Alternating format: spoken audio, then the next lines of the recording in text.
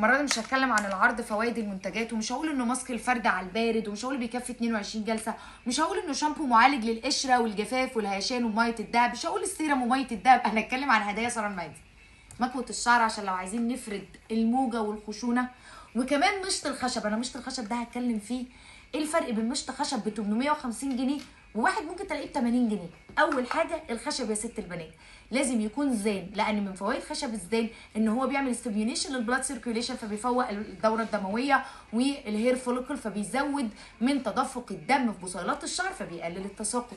ولازم يكون متنعم وسنون ناعمه عشان ما يجرحش فروه الشعر ويعمل تعويض، وكمان ما يقطعش الشعر. وكمان بقى بلس بلس على المشط الخشب بتاع دكتور ساره انه فيه زيت الارجان، اتنقع شهرين في زيت الارجان. قالوا الخشب مع الارجان بيعمل معادله وبالانسنج للتشارجز او الشحنات اللي موجوده على الشعر، فبيعالج كمان هيشان الشعر بهديتين بس. لا والعرض بنص الثمن. برنامج دكتور ستايل ماشي بكونسبت فرجوا معلي.